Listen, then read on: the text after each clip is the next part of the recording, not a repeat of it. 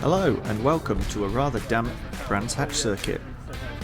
This week for the combined race between Super Cup and Trackday Trophy on the GP layout. Unfortunately, being part of Trackday Trophy, you're the lowest of the low here compared to road sports with the 750. So we're stationed out in the outer paddock in a tiny little space, and by the time we turn up, because we turn up on the day rather than the day before, we have to park in between a couple of places blocking some people in. We don't really have any space to set up. We've only got the Fiesta as a support car, so there's the three of us trying to live out of that car for the day in the pouring rain, which is pretty miserable. Anyway, we go out for qualifying and it's very, very wet. Fortunately for us in Trackday Trophy, we've got a free choice of tyres, so I'm just using normal road tyres for qualifying in the wet. The guys in the Super Cup have to use a spec tyre, which is a semi-slick in all weather conditions. So actually they're pretty slow because they can't put any of their power down, and through the corners they're really struggling. So I didn't really have any idea what I was doing out there except for trying to avoid the normal racing line, because I knew that would be pretty treacherous. So what you're looking at now is my fastest lap of qualifying. So I'm really just tiptoeing around the circuit, trying not to end up putting it in a barrier or sticking it in the gravel and ending the session early. Managed to find a bit of space by about 4 or 5 laps in. Because it's such a long circuit, I think there was about 35 of us out there. With the conditions, people tended to kind of bunch up in a bit of a train, because it's quite tricky to move over to where the standing water is and overtake the slower cars. Fortunately, I found myself in a bit of space and ended up managing to put this lap in. So this is a 2:11 lap, which is actually at the time good enough to get pole position in class for about 9 minutes. By the time I finish the lap, come in, we do our practice pit stop afterwards to make sure that we've got everything sorted. We time driving through the pit lane with Trackday Trophy. It's time from entry to exit, so you need to have a good idea of how long it's going to take you to do the stopping part rather than actually just sitting stationary. And we're actually sitting in pole position for quite a lot of the session, and it's just over the last few laps where I get pipped by about a second and I end up P2. Which I'm very surprised with, because to me in the car it feels really slow, but I guess everyone else is going really slow as well, so it worked out in the end. So because the Super Cup guys are on their semi-slicks, lots of them qualified really badly, and I'm actually quite far up the order, so I'm second in class and I'm actually 18th overall out of 39, which is not bad at all considering I'm in what in theory is the lowest power class, and there are 4 classes above me with increasing levels of power. Now fortunately for us, by the time the race came round it was 4 PM and it had dried up pretty much completely. There'd been a few races between qualifying and this point. The rain had stopped, and for all intents and purposes the track was dry. So that meant there were going to be a lot of much quicker cars behind me, very eager to get past. So sitting on the grid waiting for the start, the blue MX5 just ahead is first in class, and my main aim is to just try and stay on the back of him. I don't think I'm going to be faster over the course of the race, but if I can just keep him in sight for as long as possible, maybe see what he does, try and follow some of his lines, brake where he does, maybe I can learn something. But knowing that I've got a lot of faster cars behind me, the secondary aim is they're going to want to come past, and I need to lose as little time as possible. So I actually don't get too bad of a start. A couple of cars ahead really struggle on the start, and that sort of boxes me in slightly, but there's no real way past for anyone behind. And then as people move across to take the racing line through Paddock Hill Bend, I'm free to just drive around the outside. You can see in the rear view mirror the additional power of the cars behind really helps them, and then the guys who are a little bit braver on the brakes.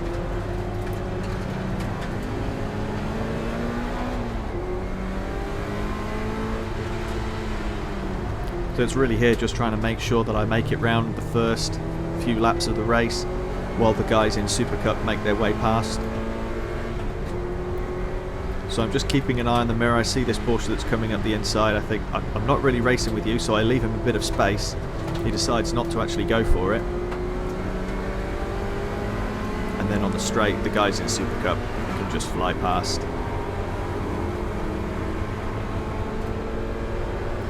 So at this point, there's a Mini behind me, but I think he's in Trackday Trophy. And looking at the speed on the straight there, there's not a big difference between the two of us. So I'm thinking, okay, right, these Super Cup guys have managed to get past. I'm going to keep this Mini behind me. I'm going to do what I can to try and stick with the pack ahead. We've got to wait for the Super Cup guys to filter their way past the MX5 and then see what happens.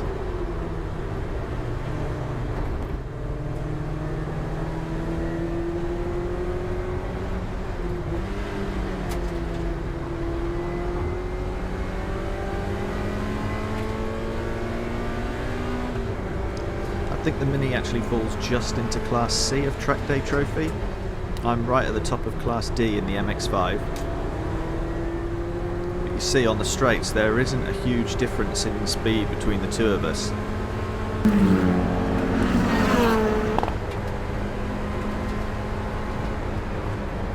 Sort of has a bit of a look on the right hand side, but there's no real chance of getting through there. And that compromises him on the corner.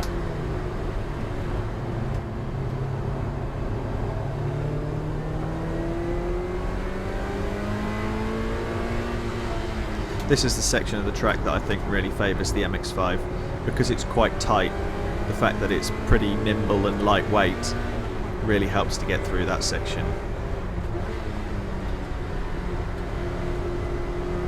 By now the pressure's kind of off from the Mini behind. And actually I'm wondering, is this Porsche going to hold me up? But over a few laps of him being able to build that gap down each straight, it doesn't become an issue.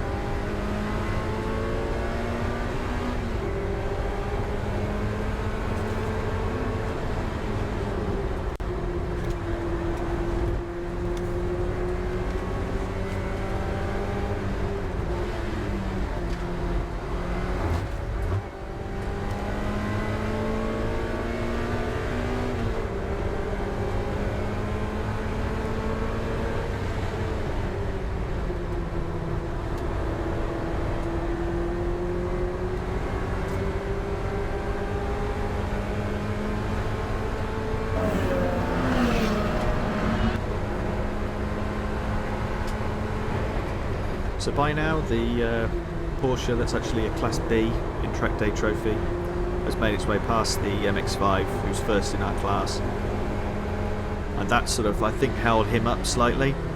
So I'm able, with the free space that I had, to work my way back up to the pack. So at this point I'm just looking at him, I'm seeing what he's doing where I'm driving differently.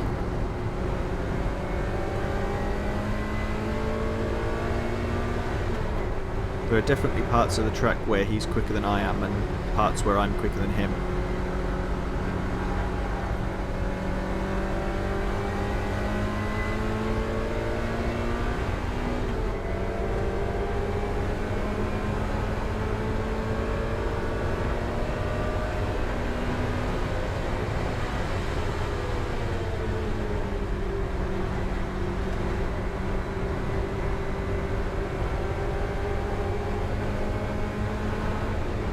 Through here he's definitely got the edge on me.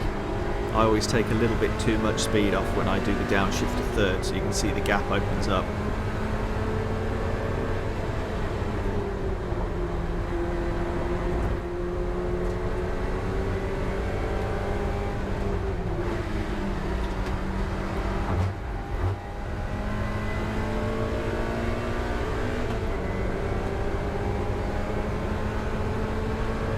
At this point I'm feeling quite comfortable because I'm not close enough that we're slowing each other down, but I've still got him in sight, and to be honest, at this point I'd be really happy with a second in class finish.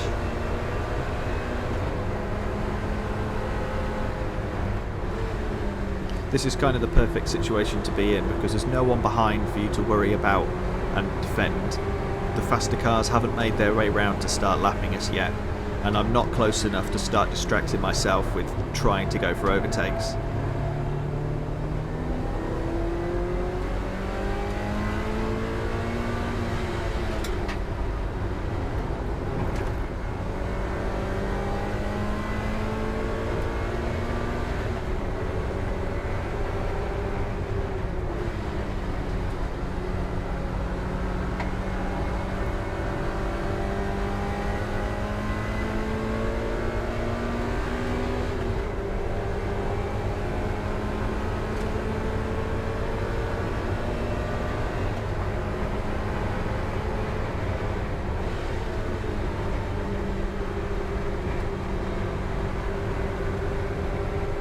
We're now just starting to lap the first of the back markers, and this is going to be really critical for this battle that we're going to have as to who catches the back markers at the worst time for their race. Whether you end up losing a lot of momentum through a corner, or you have to really compromise yourself, and that could win or lose this class.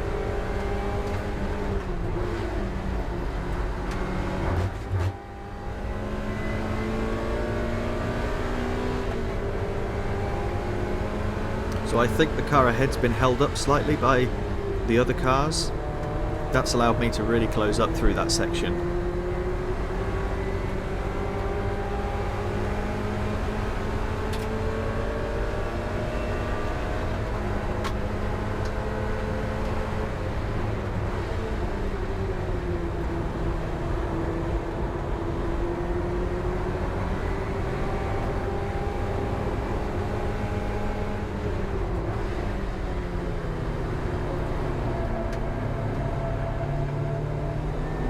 I think he's definitely better through Paddock Hill Bend, but the downside for him is you haven't got a particularly long straight after that, so you can win most of that time back through the next couple of corners.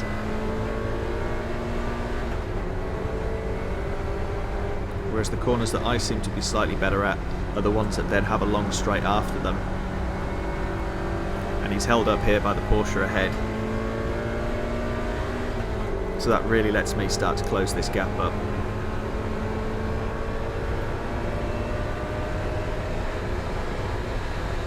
You can hear at this point I'm just backing slightly out of the accelerator because I know there's nowhere to go. I don't actually see that Fiesta until the MX5 moves over to overtake him, at which point I think I've got to come through here. Then he's slightly better through there, but again for him it's a relatively short run to the next couple of tight corners, so I can get that time back.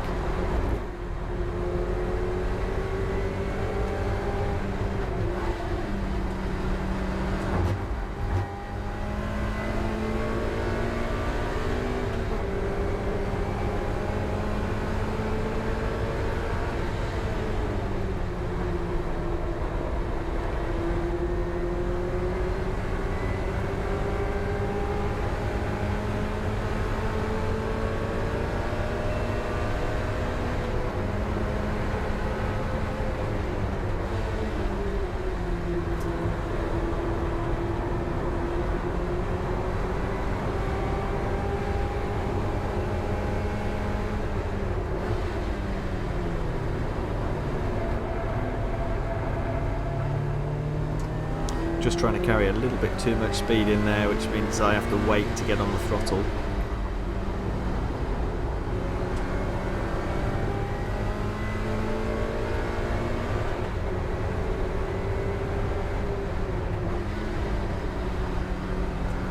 Then you can see in the rear view we're about to get lapped by the race leader from Super Cup, which is perfect for me because he catches me just on the straight, loses me no time. But then not so good for the MX5 because he's on the inside, which really compromises the MX5 ahead. Does me a massive favour, puts me right on his bumper. and compromises him through one of the sections of the circuit where he's better than I am.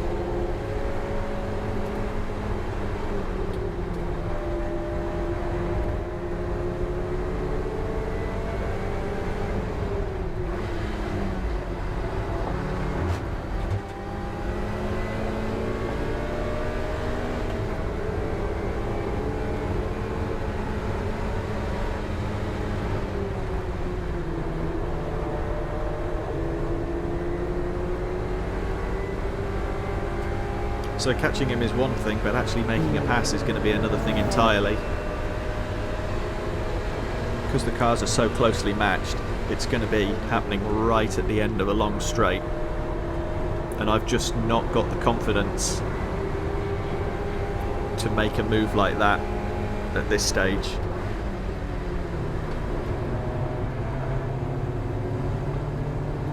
So for me, I know I'm not losing any time at the moment. I just want to stick with the back of him, see how long I can follow him for, see if he makes any mistakes.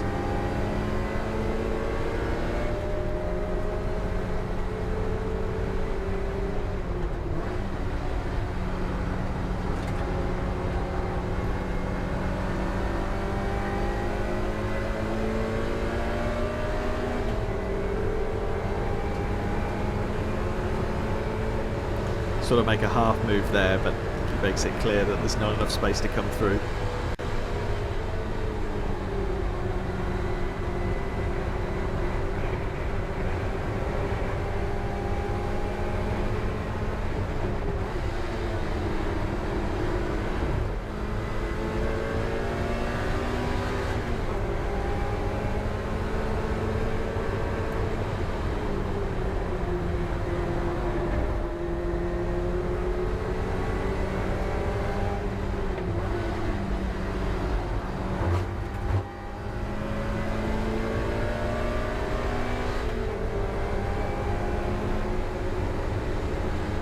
Unfortunately, yellow flag's here now, so we both have to ease off.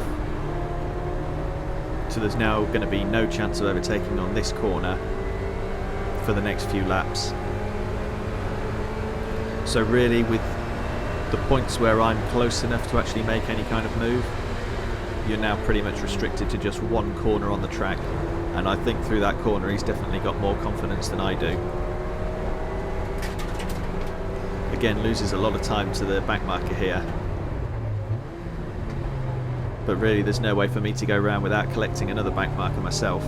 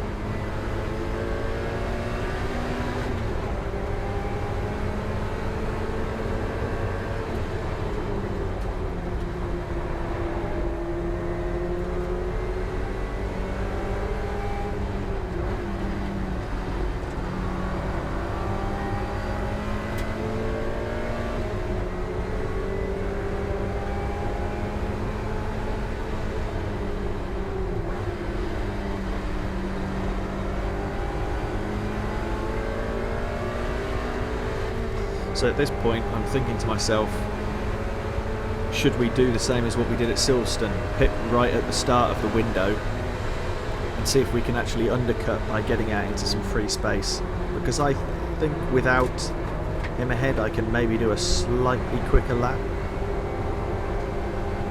but there's no way that I've got the confidence to actually overtake him on circuit.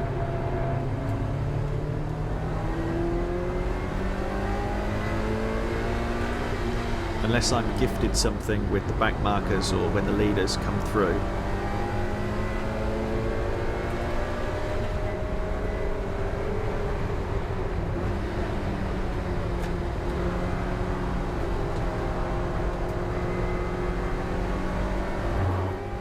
So I'm radioing Tom just to confirm that the pit window is actually open.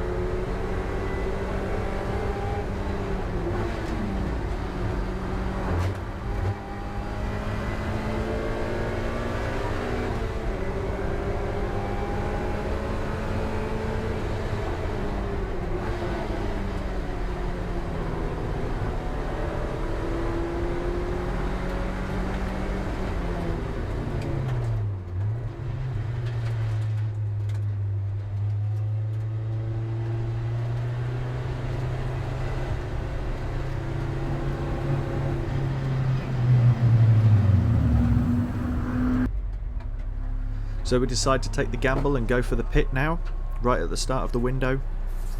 Hopefully we can get the undercut to work, and just fingers crossed that there isn't a safety car later on in the race that enables everyone else in class to pit. 20, 20, 29. No, Emily, 29. 25? 9. So right now there's a bit of confusion because Emily can't remember what tyre pressures I'm asking for. Because I've got the helmet on, I can't hear her. It's really noisy in the pit lane. She can't hear me shouting through the balaclava. So I'm having to relay to Tom, who's got his stopwatch at the front, through the radio, to then tell him to tell Emily what tyre pressures to go for.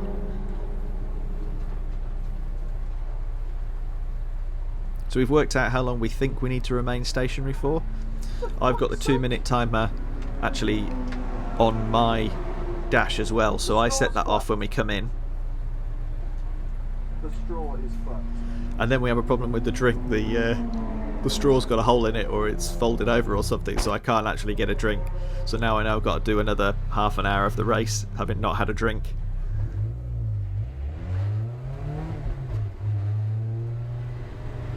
So as it turns out, it was quite a slow stop. We lost about 8 seconds there because there was a car approaching just at the point where Tom needed to release me. You get pretty serious penalties for unsafe release, so it's always better to err on the side of caution and lose a few seconds than risk causing an accident. So straight back out into some free space. Just got to get my head down, avoid any distractions, get on with it.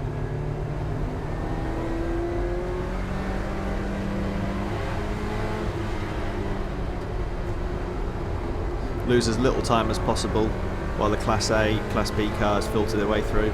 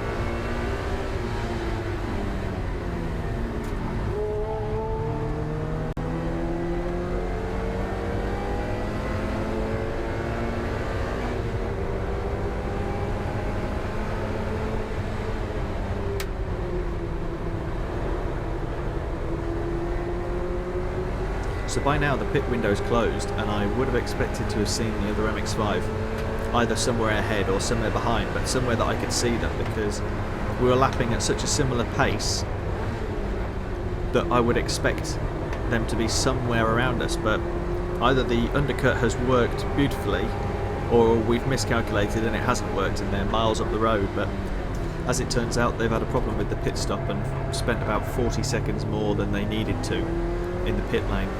So that essentially hands me the class lead. But Emily and Tom are talking to each other, and they're trying to decide whether to actually tell me that I'm in P1 or not, because they know, once I know, I'll probably start to screw up.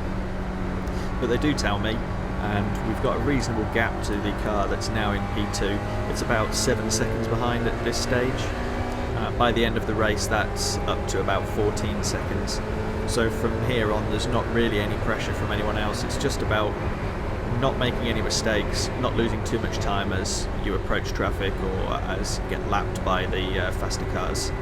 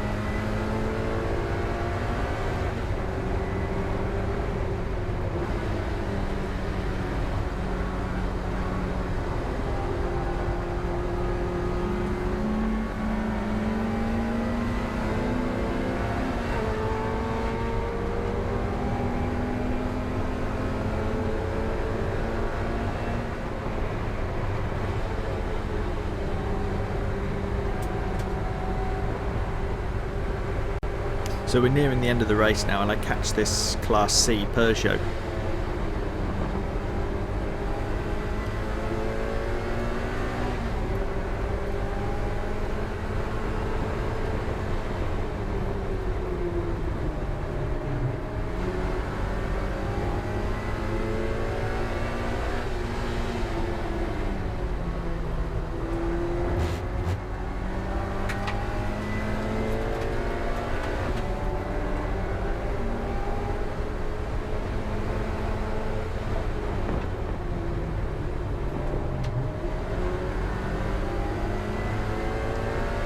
kind of getting caught out a little bit because I'm not expecting him to slow as much as he does, so I'm changing down to gears that I'm not normally using for these corners.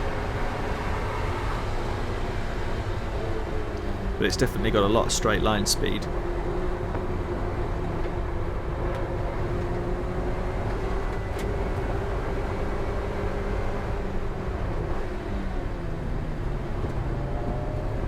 I think there might be half a chance of following this faster car around through here. But he's got too much power on the run down the hill.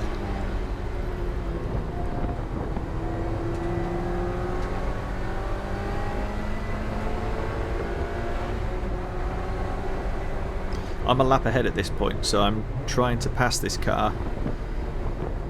But then we get red flagged.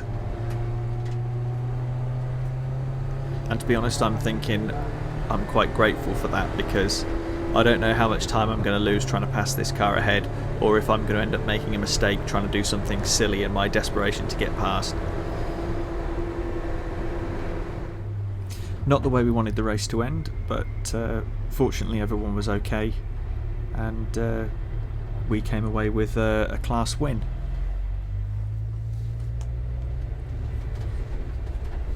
So final position was 1st out of 8th in class and 16th out of 40 starters.